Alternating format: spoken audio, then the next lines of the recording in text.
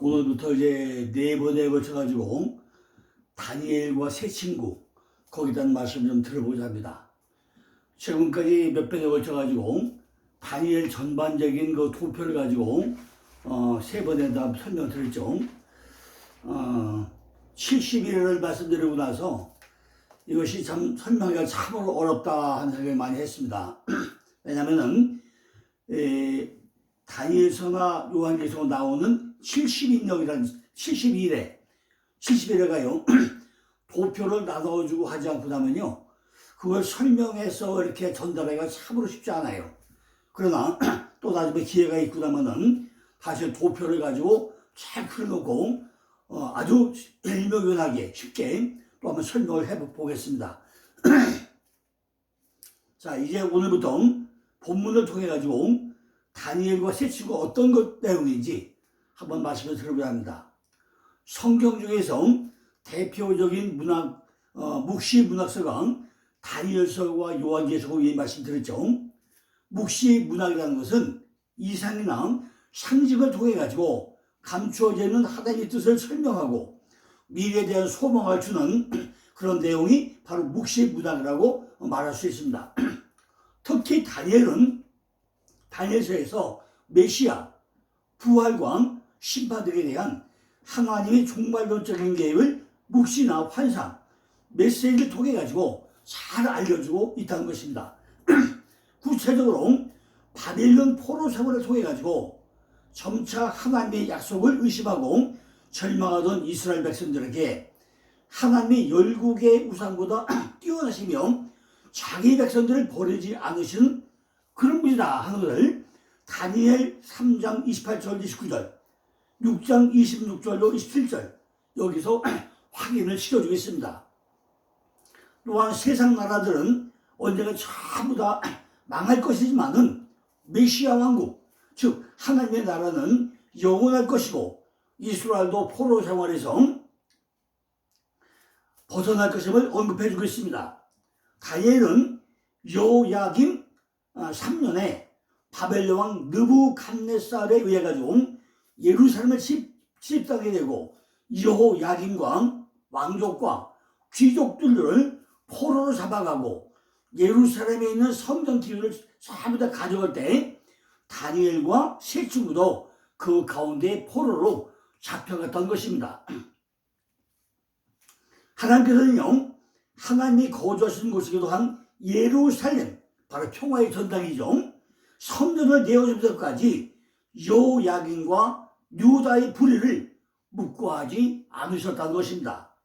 그리고 바벨론 왕은 필요에 의해 가지고 다니엘과 그의 친구들을 뽑지만은 하나님은 이제 이들을 자신의 도구로 사용하시기 위해 가지고 다니엘과 새 친구를 거기 뽑혀 갔다는 것을 우리가 나중에는 알게 됩니다. 다니엘과 새 친구는 바벨론식의 교육을 받고 바벨론식의 음식을 먹어야 했지만은 뜻을 정해 가지고 채식만을 먹고 하나님께서 다니엘에게 한문과 재주와 명철을 주시고 이상과 꿈을 깨닫게 하셨다는 것입니다. 느부갓네살 왕이 꿈을 꾼 2번의 꿈을 해석하고 세계 역사의 변천사왕 느부갓네살 왕이 장래에 대해서 알려주려 한다고 다니엘 2장 25절로 45절 4장 19절로 27절에 설명되고 있습니다. 벨사살 왕이 찬치를 베풀 때 벽에 쓰여진 글씨 메네 대게 우발하신 이것이 벨사살 왕의 교만과 우상 숭배 때문에 그의 왕위가 폐허해지고 바벨론이 멸망할 것이다 하는 예언을 하게 됐고 이것이 어디 나오죠? 다니엘 5장 1절 5절 나오죠. 이 일로 인해 가지고 다니엘은 바벨론의 세 번째 지리자가 된다는 것을 다니엘 5장에서 또 설명을 합니다. 그런가 하면은 메대의 다리오 왕은 바벨론을 정복한 후에 다니엘을 메대 나라의 총리로 또 삼았다고 다니엘 6장 1절 2절에 또 설명을 합니다. 그러나 다니엘을 시기하는 다른 총리와 방백들이 다리오 왕 외에는 다른 신을 섬기지 못하게 하는 소설을 내입을 해가지고 결국 다니엘 6장 10절 18절에 가고 나면은 다니엘이 사자굴에 던져지게 됩니다. 다니엘이라는 이름은 히브리식이었는데 이것은 하나님은 나의 심판자다 하는 이런 의미를 가지고 있습니다. 그리고 그의 갈대아식 이름은 벨드사살용 저희 생명을 지킨다라는 의미를 또 가지고 있습니다. 그는 유다 지파 출신으로 왕족인 것 같고 일찍부터 지혜와 경건으로 유명했던 것 같습니다. 다니엘은 기도의 승리자로서 각광을 받기도 했습니다. 다니엘서의 전반의 6장은 앞으로 현재 일어난 사건, 즉 역사적 내용이고 성도들에게 일어나는 현실적 고난 이야기로 그 표현이 평이하고 분명한 현상적인 사건이 기록되어 있습니다. 그러나 후반부 6장은 미래에 일어날 일에 대한 예언으로 예언적 내용에서 이해하기 어렵고 모호한 데가 많은 영적인 원인에 대해서 또 기록되어져 있습니다. 게다가 여러 나라의 완전한 역사, 특히 유다의 역사, 곧 다니엘 시대의 메시아로서의 도래시까지 전 역사를 완전히 알면 할수록 본서 이해는 더욱더 어려워지게 됩니다.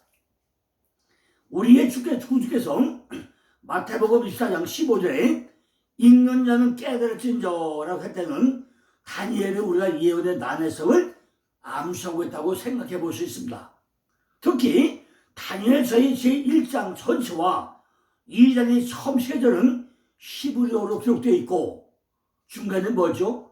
또 8장부터는 갈대아 방으로 기록되어 있고 또 9장부터 마지막까지 뭘 되어 있죠? 또 히브리어로 되어졌습니다.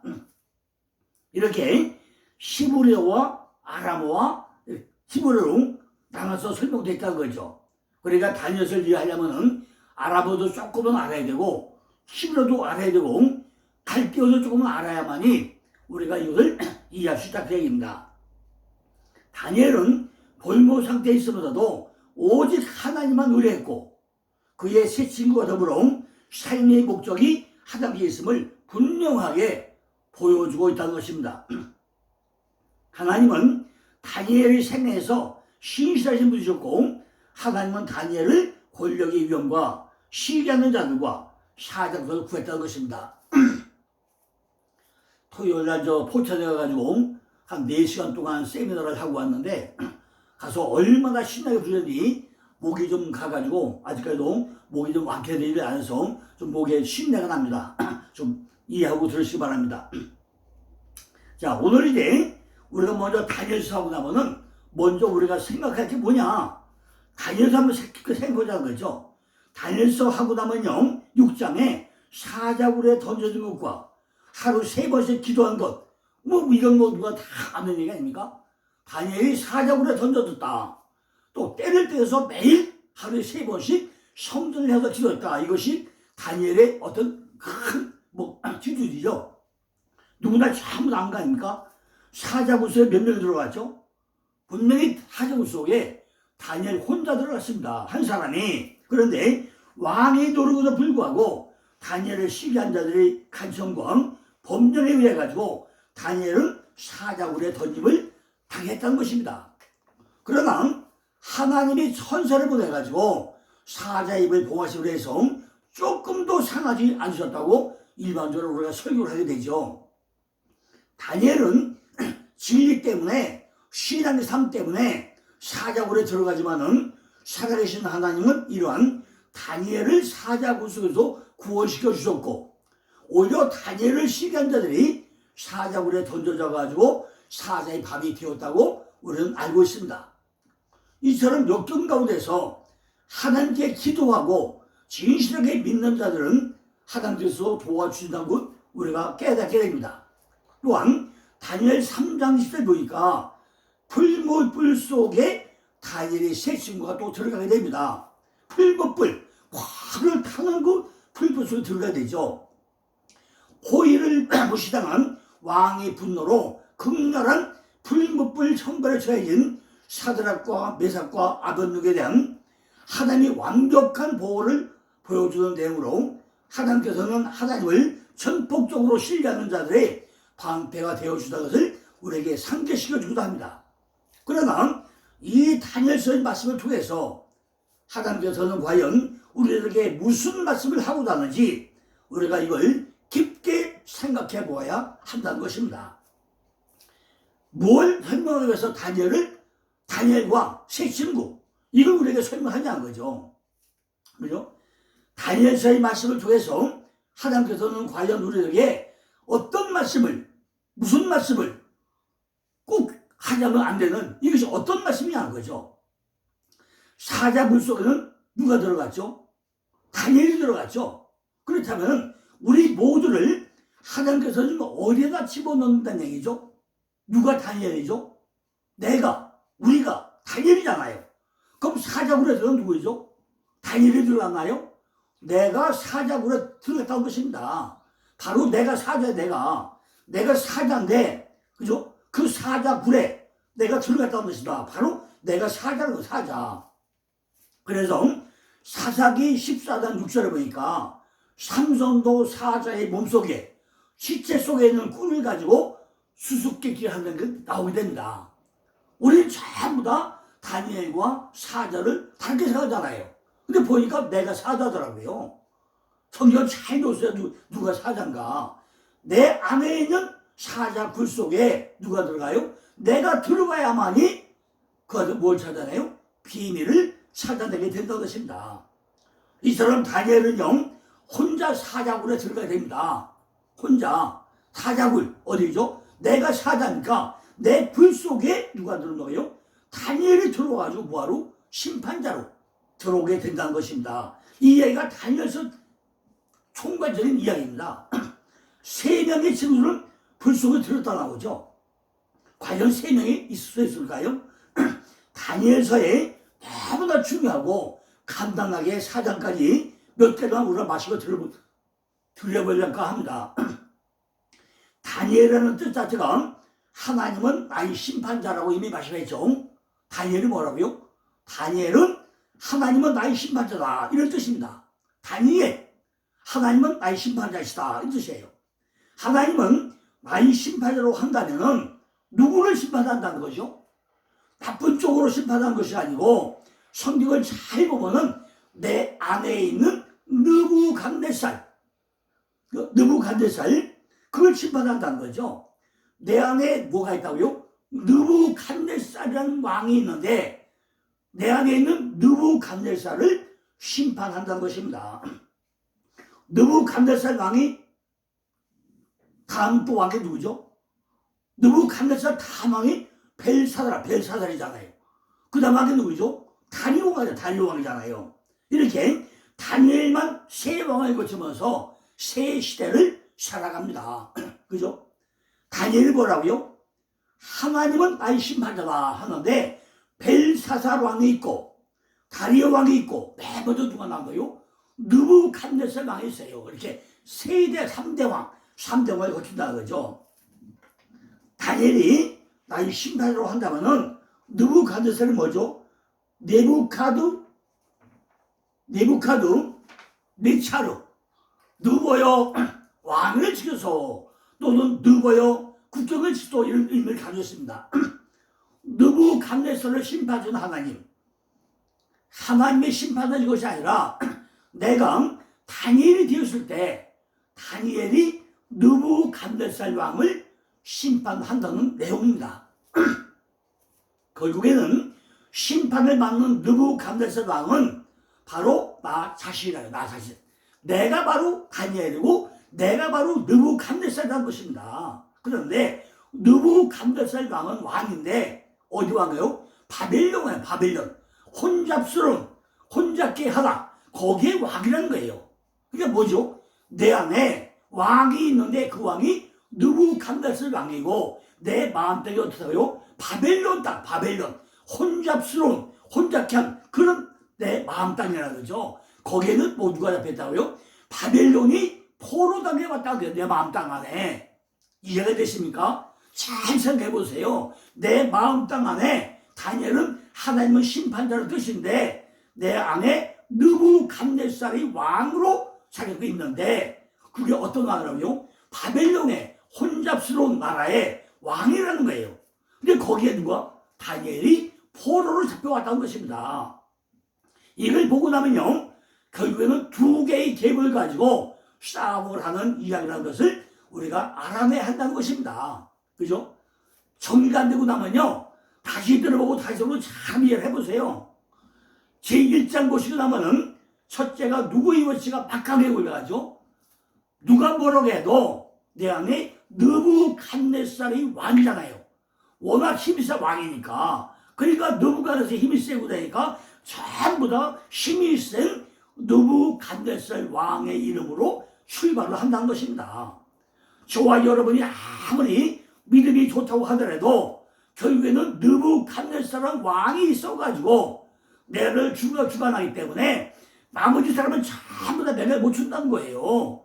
내 주장을 훨씬 많이 한 것부터 뭐예요? 출발한다는 것입니다. 누가? 느부갓네살의 왕인데 내 주장을, 육적인 속성 가지고 주장을 출발한다는 것입니다. 그러나 다니엘은 미약한 것으로 출발하기 때문에 결국은 뭐예요? 새 친구와 함께 나온다는 것입니다.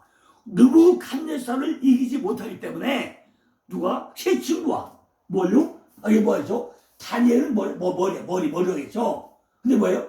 영과 혼과 몸 세 명을 이끌고 온다는 것입니다. 왜? 내 안에 왕이 느부갓네살 왕인데 누구요? 왕위를 주셔서 누구요? 국격을 주셔서 워낙 막강해요. 그러니까 다니엘 혼자 안 되고 그 세 친구 뭐요? 영과 혼과 몸이 전부 다 총동원해가지고 출발을 한다는 이야기입니다. 왜? 다니엘은 미약하잖아 아직까지. 워낙 왕의 힘이 세니까 다니엘은 아주 미약하다는 거죠. 근데 12장에 가본 결국 뭐죠? 다니엘은 완전히 세워져요. 그러니까 다니엘이 누리는 것으로 끝이 나는 것이 12장에 끝납니다. 그러니까 그때만 누가 나오죠? 세 친구 하나냐와 미사엘과 아사르는 이름이 안 나오고 누구 안 나와요? 다니엘만 나와. 다니엘만 나온다고 됩니다. 그래서 이것이 전부 다 나에게 적용되지 않고 나면은 그저 그 시대적인 이야기로 역사적인 이야기로 끝나고 만다는 것입니다. 하나님의 성경에서 우리에게 말씀 나오던 본질은 온데간다 없고 파사 메데 어디 그 나라 그 당시 왕 그 당시 지형 이것만 가지고 얘기 끝나고 만다는 거예요. 근데 성경은 뭐죠? 전부 다 나한테 하는 얘기다. 나한테 내 속에 있는 데 하는 얘기잖아요. 그러니까 그렇게 적용하고 나면은 나하고 아무 관계없는 그런 얘기가 된다는 것입니다. 나에게 적용되지 않고 나면은 시대적인 이야기로 역사로 끝나고 만다는 것입니다. 말할 것도 없이 처음에는 성령의 소욕을 가지고 있지만은 아주 미약하다는 것입니다. 다니엘과 같이 미약하지만 이것이 하나님의 심판은 공의고 정확하게 진리로 되어 있기 때문에 그것이 서기에 되어 있다는 것입니다. 마찬가지로 하나님의 나라는 적게 시작이 되지만은 나중에는 뭘 한다고요? 태산을 이룬다고 했습니다. 이 이야기와 사건을 가지고 계속 우리에게 뭐죠? 설명을 하고 있다는 거죠. 그러나 중요한 것은 다니엘 2장 46절을 가고 나면은 느부갓네살 왕이 다니엘에게 절을 하는 내용이 나옵니다. 절을. 아니 어떻게 그래 한 국가의 왕이라는 사람이 다니엘 포로자에게 절을 하느냐는 거죠. 이것이 이해가 됩니까? 그냥 단순하게만 이야기하면요, 이것은 삼국지 소도 같은 그런 허무맹랑한 얘기가 더 됩니까? 근데 실제 다니엘을 뭐예요? 다니엘 앞에 느부갓네살 왕이 절을 합니다. 다니엘 뜻이 뭐라고요? 하나님은 나의 심판자라고 했잖아요. 하나님께서는요, 우리에게 이름을 지어줄 때 그 이름의 뜻대로 살아야 한다는 것을 전제로 이름을 지어주고 있다는 거죠. 다니엘이 뭐죠? 다니엘은 재판과 진 하나님, 하나님의 심판자다. 이렇게 전부 다 이름값, 이름 안에다가 우리의 모든 목적을 다 넣어놨다는 것입니다. 하나님께서 우리들에게 이렇게 이름을 지어줄 때 그냥 저는 게 아니라는 거죠. 그 뜻대로, 이름의 뜻대로 살아가라 해가지고 이름값을 주겠다는 것입니다. 그러나 내가 지금 포로가 되자 내 안에 있던 황관장이 이름을 확 바꿔버린다는 것입니다. 내 안에 뭐 됐죠? 왕도 있고 황관장도 있고 별게 다 있어요. 근데 내 안에 나를 지배하는 황관장이 내 이름을 바꿔버린다는 거예요. 우리 민족교용 일제 3년 6년 동안 뭐 했죠? 창시개명하자 창시개명 했잖아요. 이거와 똑같은 거죠. 하나님께서 우리들에게 첫째 날은 이런 것이고 둘째 날은 뭐 이렇게 해주고 셋째 날은 이렇게 해가지고 몇 살까지 7째 날까지 전부 다 채워주고 나서 내 속을 주장하는 황관장은 그 들어온 것들을 그대로 은혜로 받지 못하도록 이름을 확 그냥 바꿔버리고 내 주장이 나가지 못하도록 씨가 자라지 못하도록 이렇게 이름을 바꿔버린다는 것입니다. 이처럼 다니엘 1장 7장에는 황관장의 이름을 바꾸는 장면이 나오는데 다니엘을 벨드사살로, 하나냐를 사드락으로, 미사를 메삭으로, 아샤라를 아벳느고로 이름을 바꿔버립니다. 우리들은 처음 이름이 뭐죠? 처음 이름이 좋아요? 나중 이름이 좋아요? 어떤 이름이 좋을까요? 처음 이름은 하나님께서 지어준 이름인데 나중 이름은 누가 지어줬다고요? 황관장이 지어줬다는 것입니다. 다니엘과 세 친구의 바벨론의 인재교육을 받고 굴욕족 창시개명을 강제로 당하게 되었다는 것입니다. 결국 이런 것들이 우리의 속성이라는 거예요. 내가 내 마음대로 해야 되는데 육적인 속성을 해가지고 교회는 나가긴 나가는데 엉뚱한 방향으로 내 합리적으로 내 합리화시켜서 내가 뭐 마음대로 해설하고 이름을 바꿔버린다는 것입니다. 1장에서는 뭐죠? 느부갓네살 왕이 훨씬 힘이 세기 때문에 시속게임만 하면 되죠. 누구는 무거우니까 나는 확 물려가고 누구는 쳐들 이제 내려온다는 거죠. 그죠? 다니엘이 왕의 힘이 세잖아요. 그러니까 뭐 나는 뭐 그냥 확 올라가는 만다는 거죠. 처음에는 다니엘 색소가 나오지만은 나중에는 나오지 않습니다. 결국에는 이 세 사람이 잘 뭐죠? 하나로 묶여가지고 힘이 세지고 나면은 누가 드러나요? 다니엘로 드러난다는 것입니다. 영광, 혼광, 몸이 다 하나 되게 나면 뭘로? 다니엘로, 머리로, 한 사람으로 전부 다 바뀌게 되었다는 것입니다. 이 세 개의 속성들은 전부 다 어디? 풀물불 속에 들어가가지고 하나로 뭉치게 된다는 것입니다. 이것들이 풀물 속에 들어가지 않고는 작업을 할 수 없다는 것입니다. 부활 시장이 돼야만이, 죽어야만이 살아나는 부활 시장이 되어야만이 뭘로 돼요? 다 쪼개져가지고 한 덩어리로 된다는 것입니다. 풀물불 속에 들어가서 마치 횃불 언약이 다 쪼개지고 태워진 것 마냥, 야, 이것이 부활 시장이네, 이것이 거듭난 시장이네, 새로운 삶이네, 이렇게 우리가 감탄하게 되는 것이 뭐죠? 횃불 언약, 풀물불 그 속에 들어가서 완전히 태워버려서 부활 시장이 되게 한다는 것입니다. 이 말씀의 뜻은 내가 다니엘이 될 때 느부갓네살을 심판하게 된다는 것입니다. 누가요? 내가 다니엘이 될 때, 하나님이 심판자가 될 때 누구를 심판한다고요? 느부갓네살을 심판하게 된다는 것입니다. 내가 다니엘이라는 이름으로 설 때 그때야 비로소 하나님께서는 역사를 하신다는 것입니다. 벨드사살의 뜻은 뭐라고 했죠? 벨드사살은 그의 생명을 보호하소서 또는 저희 생명을 지킨다는 뜻이라고 했잖아요. 결국 이것은요, 하나님의 심판이라는 쪽에서 아니 속성 쪽으로 완전히 넘어온다는 것입니다. 아직까지는 느부갓네살 왕의 세력이 커졌기 때문에 하나님은 결국 나의 심판자로 서실 거라고 했는데 이런 부분을 황관장이 입을 확 바꿔버렸잖아요. 그래서 하나냐는 주는 은혜로시다 뜻인데 우리들이 신앙 고백이 바로 뭐예요? 이런 고백이 돼야 된다는 거죠. 아, 주는 은혜로시다. 주님은 자비로시다. 우리도 이렇게 내 안에서 신앙 고백이 나와야 된다는 것입니다. 하나님은 우리들의 심판자, 구원자, 주는 은혜로신 자 이렇게 우리가 고백이 저절로 나와야 된다는 거죠. 이것은요, 샤드락으로 바뀌었는데 이는 당신의 명령이다 이런 뜻입니다. 이것은 다 자기 자신을 자기의 의지와 뜻대로 명령을 내리면서 주장을 한다는 것입니다. 명령을 우리가 한두 번 내립니까? 우리들은 초점보면 명령 내리지 않습니까? 내 안에서 마음대로 그냥 육적인 속성으로 얼마나 명령을 많이 내리면서 살아오냐는 거죠. 미사엘은 누가 하나님 것 같으냐 했을 때 바로 메삭을 바꿔요. 메삭이 뭐죠? 누가 나무 같으냐? 누가 하나님 것 같으냐? 아이고 우리는요 내 마음대로 판단한다는 거죠. 이처럼 왼쪽은 전부 하나님의 뜻대로 되는데 오른쪽은 뭐 전부 다 환관장의 이름을 바꿔버린다는 거죠. 뭐죠? 이것은 전부 다 하나님 뜻인데 이건 뭐예요? 다 환관장의 개명을 해버린단 말이죠. 왼쪽과 오른쪽이 하나가 되는데 안 되는 거예요. 하나님이 바꿔준 이름을 환관장 마음대로 바꿔버린다는 것입니다. 이게 뭐죠? 인본주의. 내 맘대로 뭔가 하고 싶다 한다는 거죠. 우리가 신앙생활하면서 예수를 믿는다고 하면서 교회 가기 전까지는 오늘 말씀과도 잘 살아야 되겠다 하는데 실제 말씀을 듣고 와도 뭐예요? 안 바뀌고 내 맘대로 한다는 거죠. 이것이 좌와 우가 하나가 안 된다는 것입니다.